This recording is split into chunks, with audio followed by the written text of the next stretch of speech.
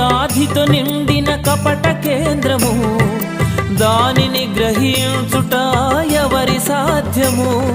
మనసు మర్మమెరిగిన మహనీయుడా, మనసు మార్చగలిగిన నిజ దేవుడా, మనసు మర్మమెరిగిన మహనీయుడా, మనసు మార్చగలిగిన నిజ దేవుడా.